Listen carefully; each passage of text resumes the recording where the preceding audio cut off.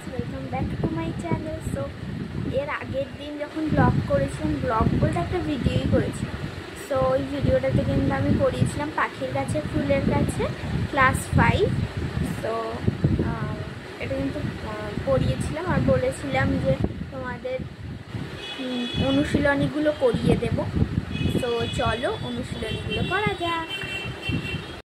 So চলো অনুশীলনীগুলো এবার করে নেওয়া যাক। এটা হচ্ছে কিন্তু হাতে কলমে।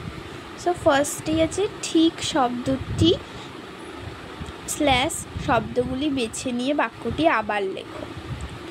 সো ফার্স্টেই আছে হচ্ছে জোনাকি এক ধরনের পাখি, মাছ, পোকা না খেলনা? এটার উত্তর হবে পোকা।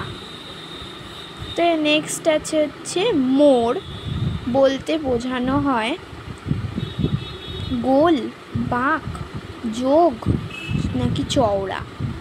মোড় বলতে বোঝানো হয় বাঁক। দরবার শব্দটির অর্থ হলো দরজা।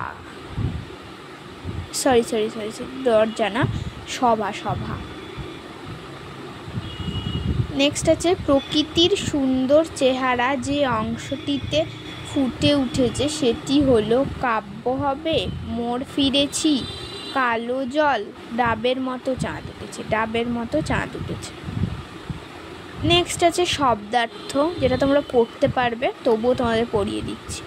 গোলগাল মানে হচ্ছে বিরাট, ভরাট। ছিটকিনি মানে হচ্ছে দরজা জানলা বন্ধ করার হুক বা হুড়কো। ঝিমধরা অবসন্ন, মিনার সৌধ। গির্জা খ্রিস্টানদের উপাসনালয়। দরগাতলা পীরের কবর ও সংলগ্ন স্মৃতি মন্দির। উটকো অপরিচিত। দরবার সভা, দিঘি বড় পুকুর। কলরব কোলাহল। ছড়া শিশু ভোলানো কবিতা। তারপরেই আছে এখানে ক এর সঙ্গে খ স্তম্ভ মিলিয়ে লেখো। তো এখানে হবে চাঁদের সাথে এখানে হবে শশী। ঠিক আছে, দেখতে পাচ্ছ আশা করি শশী। ঠান্ডার সাথে হবে শীতল। জলে যোগ করে দিই। ঠিক আছে, শীতল। নেক্সট আছে পাহাড় হচ্ছে গিরি। জোনাকির সাথে হচ্ছে খদ্দত।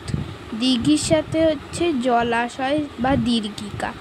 জল মানে হচ্ছে নীর আর ফুল মানে পুষ্প। সো আজকে থাক এতটা অবধি। এর পরের দিন এতটা এই বিশেষণ এবং এই পাতাটা কিন্তু করিয়ে দেব। টাটা।